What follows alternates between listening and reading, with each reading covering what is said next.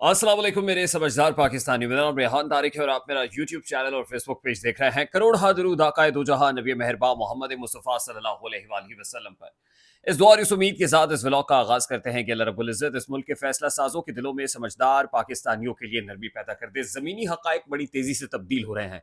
वफाकी दारुल हुकूमत इस्लामाबाद में चंद मेजर चेंजेस डिस्कस हो रही हैं। बड़ी तब्दीलियां बड़ी तेज़ी से आती हुई दिखाई दे रही हैं। एज ऑफ नाउ जिस वक्त मैं आपसे बात कर रहा हूँ, इस्लामाबाद में एक तस्वीर इस्लामाबाद से खासी वायरल हो रही है और उस तस्वीर में इस्लामाबाद पुलिस का एक आला अफसर, जमात इस्लामी के सेनेटर और सेफ दी गजा मार्च के मुंतजिम आला जनाब सेनेटर मुश्ताक खान साहब पर उंगली इस तरह से उठाए हुए है, फिंगर पॉइंटिंग कर रहा है कि जैसे कोई धमकी दे रहा हो।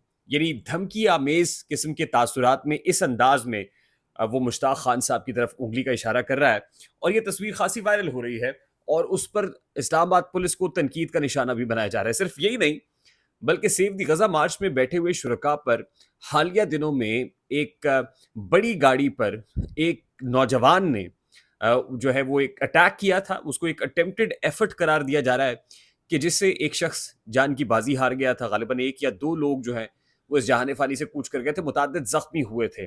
और ये उस वक्त हुआ था रात की तारीकी में जिस वक्त बहुत से लोग इस मार्च के शुरका के सो रहे थे। उसके बाद इल्ज़ाम तो ये भी आयद किया जा रहा है कि जो शख्स इस गाड़ी में सवार था उसका ताल्लुक अस्करी इदारे से है। फिर इल्ज़ाम यहाँ तक आयद किया जा रहा है कि उसका ताल्लुक एक हसास इदारे के अफसर के बड़े अफसर के बेटे से है, यानी वो बेटा है। यानी यहाँ तक के इल्ज़ामात जो हैं वो अब इस्टेब्लिशमेंट के ऊपर या अस्करी इदारे के ऊपर इसको इसके साथ नती किया जा रहा है। अब इस्लामाबाद के अंदर मुक्तदरा के गम गुस्से के उरूज पर होने की बातें भी हो रही हैं और वो इस अंदाज में हो रही हैं कि हालिया दिनों में पाकिस्तान तहरीक इंसाफ के मरकजी सेक्रेटरी इतलात रऊफ हसन पर जो ख्वाजा सराव ने हमला किया, उसके बाद पाकिस्तान तहरीक इंसाफ के जो मरकजी सेक्रेटेरिएट है उसकी दीवारें गिराई गई। सीडीए की जानिब से एक एक्शन हुआ। उसके बाद मजीद कार्रवाइयाँ पकड़ धकड़ की मुक्तदरा की जानिब से पाकिस्तान तहरीक इंसाफ पर लॉन्च की जा रही हैं और कहा यह जा रहा है कि आने वाले दिनों में ये गमो गुस्सा मजीद उरूज पर पहुंचेगा। ये क्लाइमेक्स अभी बढ़ेगा, घुटन अभी मजीद बढ़ाई जाएगी। सवाल यह है कि ऐसा हो क्यों रहा है। मुक्तदरा के अंदर भी इस वक्त बेचैनी है, फ्रस्ट्रेशन है और उसकी बुनियादी वजह वो जवाबी हमला है जो दीगर सेगमेंट्स की तरफ से किया जा रहा है। नंबर वन, ये एक तासुर मौजूद है कि मुक्तदरा को या इस्टेब्लिशमेंट को ये लगता है कि इंटरनेशनल इस्टेब्लिशमेंट यानी अमेरिका ने एज ऑफ नाउ जिसकी तरफ से कुमक मिल रही थी, अमेरिका ने अपनी पॉलिसी को तब्दील कर लिया है, को पॉलिसी शिफ्ट आया है और उस पॉलिसी शिफ्ट के कुछ आसार ये है कि हालिया दिनों में ही पाकिस्तान तहरीक इंसाफ से अमरीकी सफ़ीर डोनाल्ड ब्लूम की मुलाकात हो। उसके बाद अक़वाम मुत्तहिदा का एक वफ्द पाकिस्तान तहरीक इंसाफ के सेक्रेटेरिएट में उनसे मुलाकात करने के लिए पहुंचा हो। उसके बाद एक आला अमरीकी फ़ौजी अफसर, आला अमरीकी ओहदेदार की पाकिस्तान में माइकल कोरेला, चीफ ऑफ द पेंटागन, उनकी आमद हो, chief of the army staff general Asim Munir से मुलाकात हो। ये एक सिग्नलिंग है जो दी जा रही है।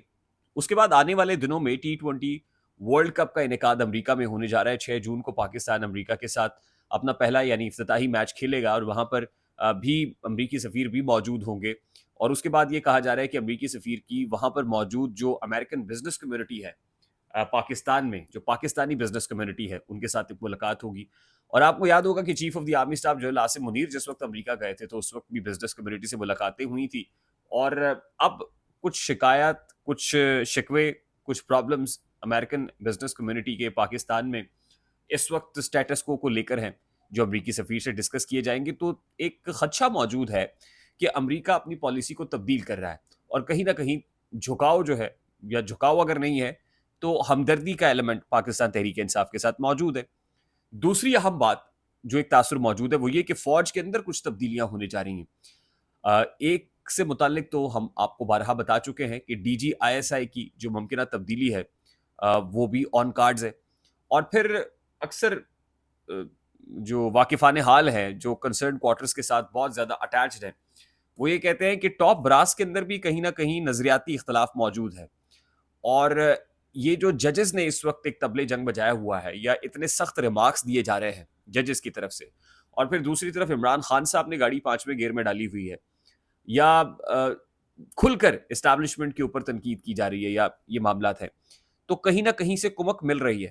یعنی from within the establishment, from within the فوج, کہیں سے طاقت کے انجیکشن لگائے جا رہے ہیں, جس کی وجہ سے ججز بھی بہت زیادہ شور کر رہے ہیں, اور ان کو پتا ہے کہ ان کی حمایت کا ووٹ بھی کنسرن کوارٹرز کے اندر موجود ہے, اور تحریک انصاف کی طرف سے بھی کھل کر تاک کر حملے کیے جا رہے ہیں, کیونکہ ان کو بھی اندازہ ہے کہ کنسرن کوارٹرز کے اندر کہیں نہ کہیں ان کے لیے بھی سپورٹ موجود ہے. اب ایسے میں غصہ نہ ہو تو کیا ہو, اور لبالب یہاں تک پیمانہ چھلکنے کو نہ ہو تو کیا ہو. اب ہوگا کیا؟ دو ہی چیزیں ہیں. ایک تو یہ کہ آپ نے مذاکرات کی دعوت دے کے, معافی مانگنے کا کہہ کے, یہ سب کچھ کر کے دیکھ لیا, شاید کو معاملہ بن نہیں پایا. جہاں پر طاقت کم پڑنے لگے وہاں پر طاقت کو بڑھانا بھی ایک اسٹریٹجی ہو سکتی ہے, اور اسی کو لے کر ہم نے تو چند روز پہلے ایک خبر دی تھی اور اس میں ایمرجنسی کی طرف اشارہ کیا تھا. اب ایسی ہی کوئی بات ہمارے سننے میں آیا کہ نجم سیٹھی صاحب نے بھی کی ہے, اور وہ ایمرجنسی کی بات کرنے لگے ہیں کہ کہیں نہ کہیں آن کارڈز یہ ہے کہ وہ ہنگامی ایمرجنسی نافذ کی جائے, کیونکہ کنسرن کوارٹرز یہ سمجھتے ہیں کہ اسپیشل انویسٹمنٹ فیسیلیٹیشن کاؤنسل, اور اب ایک بیانیہ بننا شروع ہو گیا ہے کہ کچھ قوتیں اسپیشل انویسٹمنٹ فیسیلیٹیشن کاؤنسل اور اس میں آنے والی انویسٹمنٹس کے بہت خلاف ہیں, اور اگر ایسا ہوا تو جو نیشنل انٹرسٹ ہے اس کو گزن پہنچے گی, اور ایسا کنسرن کوارٹرز چاہ نہیں سکتے, کیونکہ یہ تو انیشیٹو بھی جنرل عاصم منیر صاحب کا ہے, اور جنرل عاصم منیر نہیں یہ چاہیں گے کہ ان کے اس انیشیٹو کو, جس پر وہ آنکھ رکھ کر بیٹھے اور وہ سمجھتے ہیں کہ یہ گیم چینجر ہے, اس سے تبدیلی آنے والی ہے, ملک کی جو معاشی سمت ہے وہ درست ہو جائے گی, اگر کسی نے اس کے اندر آنے کی کوشش کی یا اس میں رخنہ ڈالنے کی کوشش کی تو اس کی اینٹ سے اینٹ بجا دی جائے گی. اور بیشتر اس سے کہ ایسا کرنے کی اٹیمپٹ بھی کی جائے اس سے پہلے کوئی اکنامک ایمرجنسی کائنڈ آف ایک چیز جو ہے وہ امپوز کر دی جائے گی, یعنی ہنگامی حالات, ایمرجنسی نافذ کرنے کے حالات, اور بڑی تیزی سے. اگر آپ یہ سمجھ لیجئے کہ یہ جنگ کا فائنل مرحلہ ہے اور اس کے اندر دونوں طرف سے یوز آف پاور, دونوں طرف سے طاقت کا بھرپور استعمال کیا جائے گا, تو اب طاقت کا اس سے زیادہ بھرپور استعمال کیا ہو سکتا ہے کہ فائنلی آپ ایمرجنسی امپوز کرتے. اب اس حوالے سے آنے والے جو 72 گھنٹے ہیں وہ انتہائی اہم ہیں, اور ان میں کچھ چیزیں پالیسی ریوزٹ بھی ہوگا, کچھ چیزیں تبدیل بھی ہوں گی, اور سخت فیصلے بھی ہوتے ہوئے دکھائی دیں گے. آئی ہوپ میری بات آپ تک پہنچی ہوگی, اگر پہنچ جائے تو ویڈیو کو لائک اور شیئر کرنا مت بھولیے گا. چینل پہ نئے ہیں تو چینل کو سبسکرائب کر دیجیے گا. جاتے جاتے میں بتا دوں کہ کل کا دن اس لیے اہم ہے کہ ایس آئی ایف سی کا جو اجلاس ہے وہ بھی وزیر اعظم پاکستان کی جانب سے بلا لیا گیا, اور ہماری اطلاعات کے مطابق علی امین گنڈا پور صاحب چیف منسٹر کے پی کے کو بھی دعوت دی گئی ہے, اور انہوں نے آنے کی حامی بھر بھی لیا. یعنی چیف منسٹر کے پی کے جو کہہ رہے تھے کہ ان کو نہیں بلایا گیا, بلا بھی لیا گیا, اور ایس آئی ایف سی کا یہ جو اجلاس ہے وہ بھی ہونے جا رہا ہے. ویڈیو کو لائک اور شیئر کیجیے گا, چینل کو سبسکرائب ضرور کیجیے گا. مجھے ریحان طارق کو اجازت دیجیے, اپنا بہت سارا خیال رکھیے گا.